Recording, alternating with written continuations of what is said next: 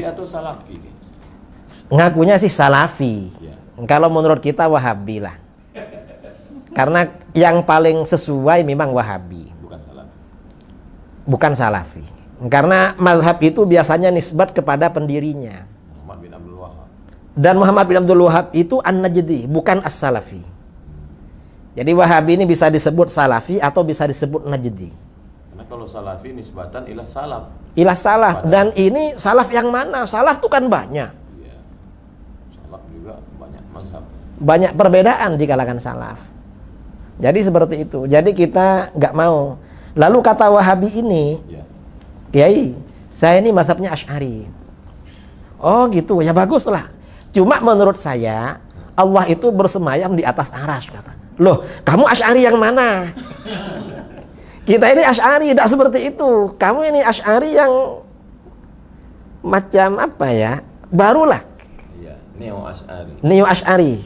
Nah, karena menurut saya, Kiai, Mungkin pengaruh neo normal juga. mungkin kira-kira itu.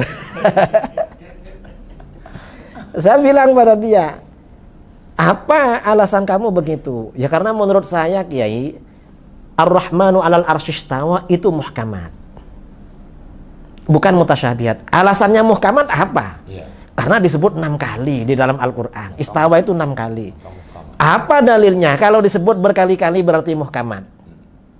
Diam dia.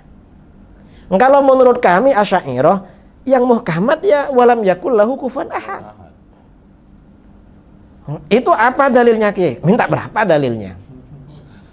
Ini dikatakan muhkamat oleh para ulama karena sababul wurudnya, hadis turunnya, sababun nuzul ya, sabab nuzul turunnya surat Al-Ikhlas ini ketika Rasulullah mendapat pertanyaan dari orang musyrik dan dari orang Yahudi, sif lana rabbak, terangkan sifat Tuhan kamu pada kami.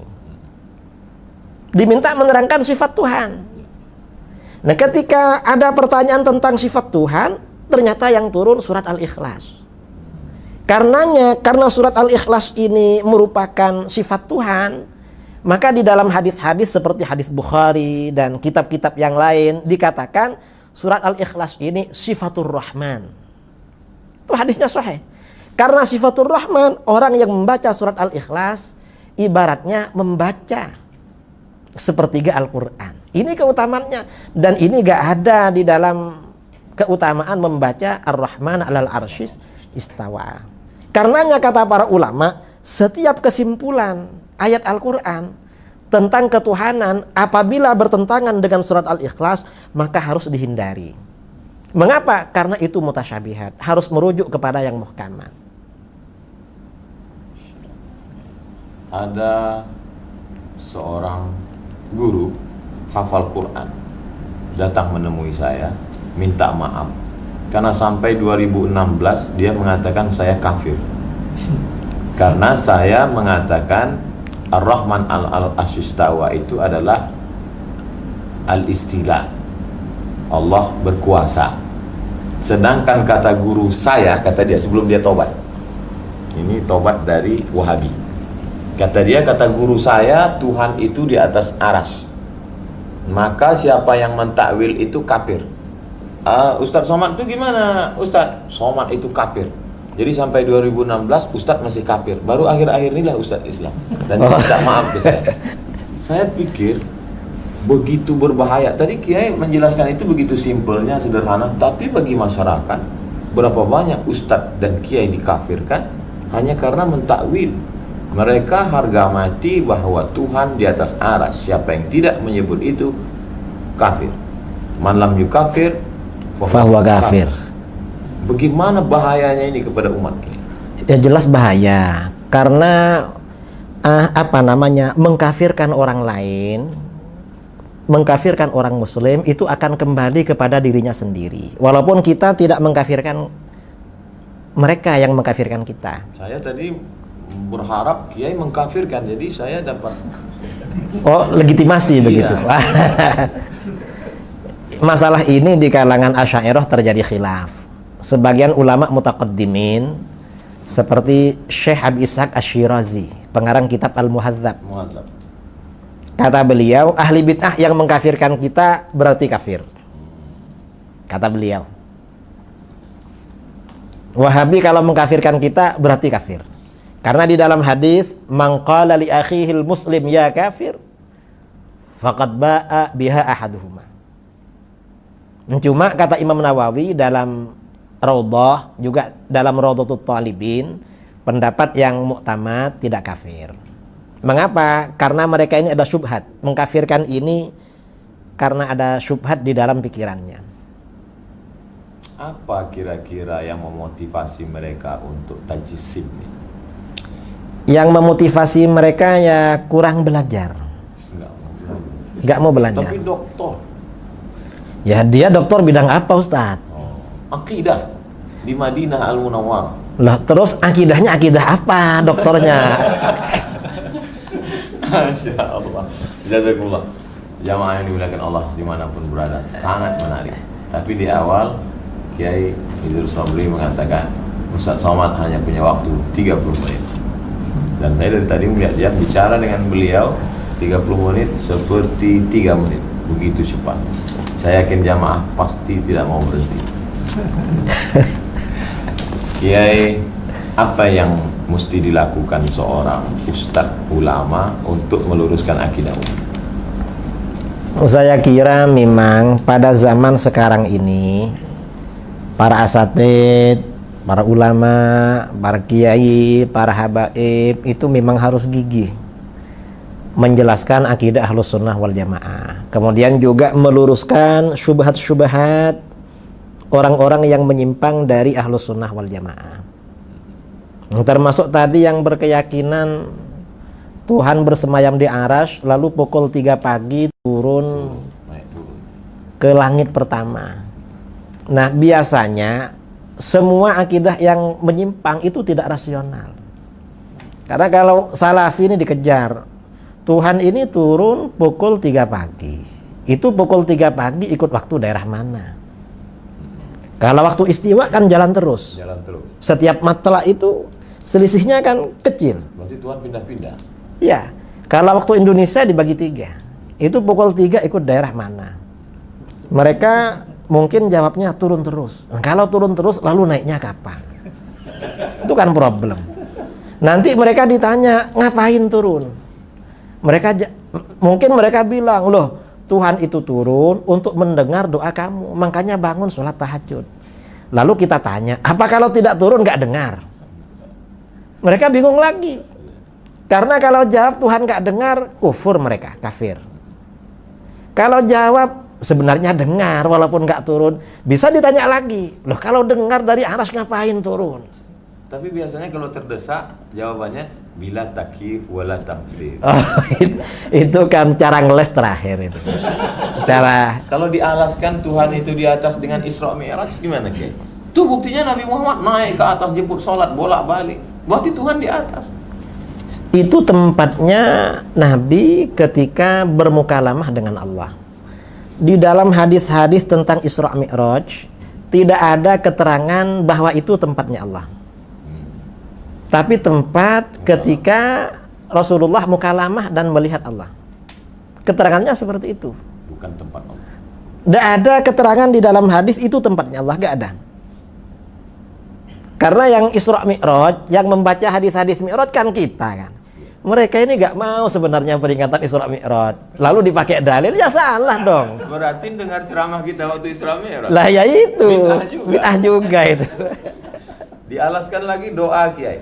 Buktinya kalau doa itu nunjuk Allah di atas. Kalau Allah di bawah pasti doanya gini.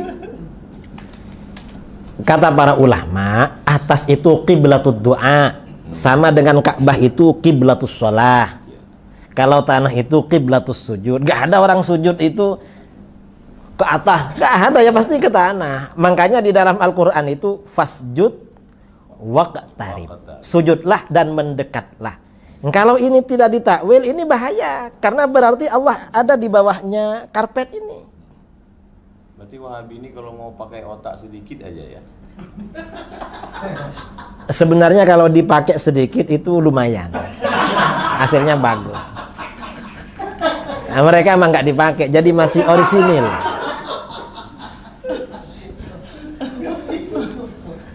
Jadi Kiai, bagaimana umat ini yang sedang perlu persatuan dalam bidang ekonomi, kita diserang babak belur dalam bidang politik, bagaimana komunis bangkit, tapi di dalam kita sedang dihancurkan barisan. Apa kira-kira mungkin nggak ini gerakan ini disusupkan untuk memecah umat Islam dari dalam?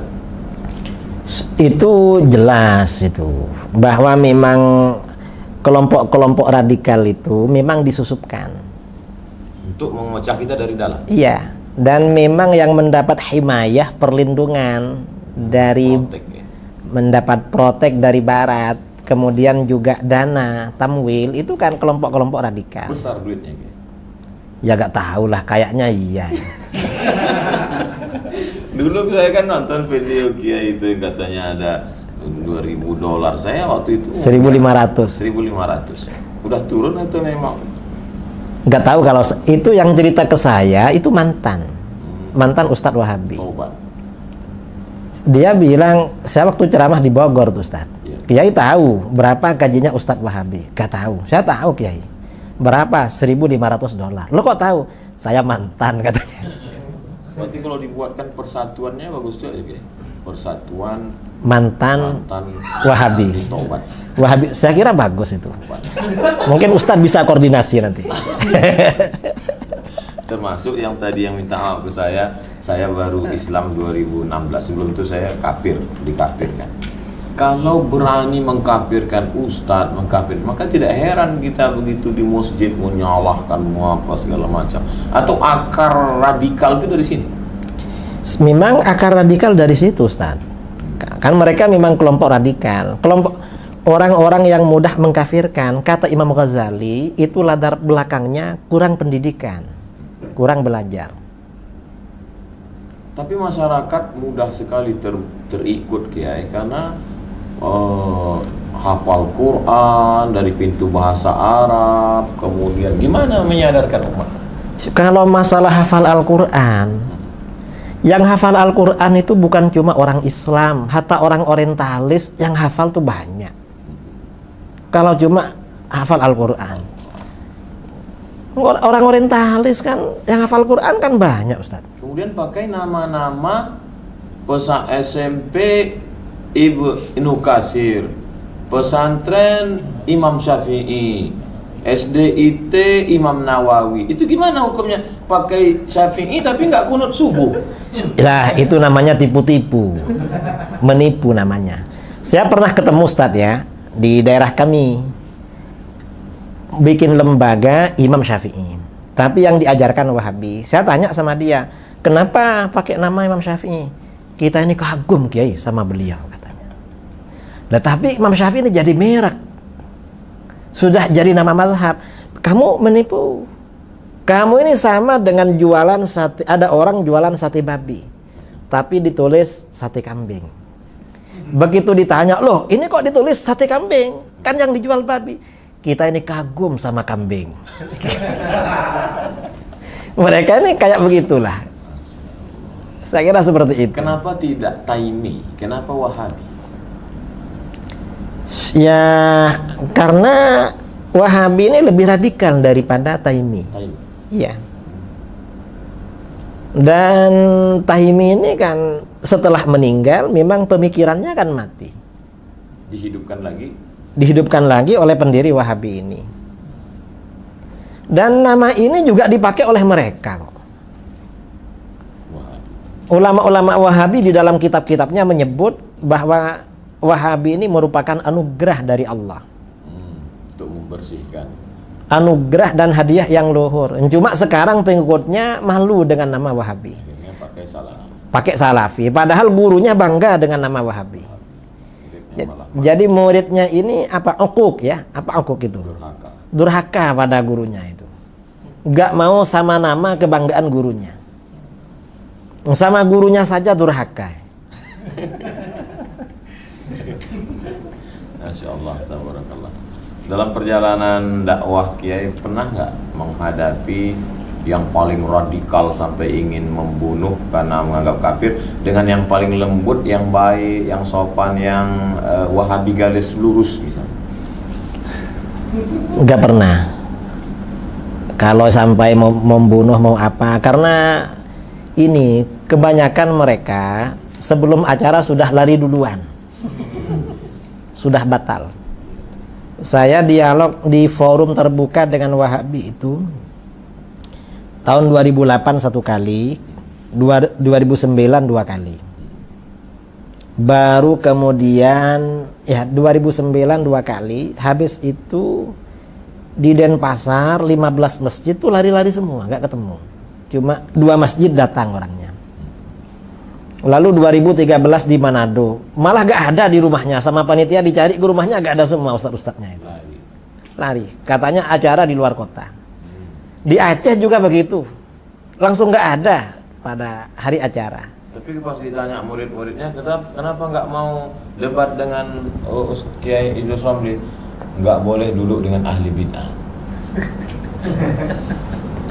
Bilang pada muridnya begitu. Tapi kalau pada panitia sebagian nggak begitu. Alasannya seperti yang di Aceh. Yang di Aceh sama di Bogor. Kita ini mau debat sama orang Ahlus Sunnah, asalkan bukan Kiai Idrus. Yang lain saja katanya. Alasannya Ki Idrus tuh suka ngeyel. Ngeyel. Iya. Kalau sama yang baik, yang lurus ada. Kalau yang lurus itu Wahabi tuh gak ada yang lurus, Ustaz. Memang apa ya? Ya bengkok-bengkok lah. Wong itu memang jalan terjal, jalan bengkok memang. Jadi kalau bisa duduk satu majelis dengan Kiai Idrus itu berarti apa? Taqiyah. Ya agak membicarakan masalah itu, membicarakan yang lain-lain. Sampai kapan kita selesai dengan Wahabi? Mungkin sebentar lagi selesai. Sebabnya? Kan sudah gaduh di Saudi. Oh, ya dana. Ya dana sudah. Ya mudah-mudahan lah segera bertaubat. Mudah-mudahan taubatnya diterima Allah. Amin Allah. Terima kasih yang tak terhingga kepada Kiai Haji Idrus Ramli, singa Ahlus Sunnah wal Jamaah. Mudah-mudahan kita banyak mendapatkan pencerahan insyaallah. Amin ya rabbal alamin. Siap-siap menerima bully dari haters. Jazakumullah khairan. Mudah-mudahan Allah memberikan keberkahan. Terima kasih Kiai. Jazakumullah khairan. Sama-sama ya. Jamaah jangan pernah berhenti untuk belajar. Saksikan terus, baca buku Kiai Idrus Ramli. Saya sampai hari ini tetap banyak istifadah dari buku beliau, dari ceramah beliau. Jazakumullah khairan. Ahsanallahu ilaikum. Kasarallahu amsalakum.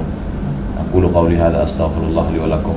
Kita mohon doa keberkahan dari Kiai Idrus Ramli. Tafadhal masyaallah.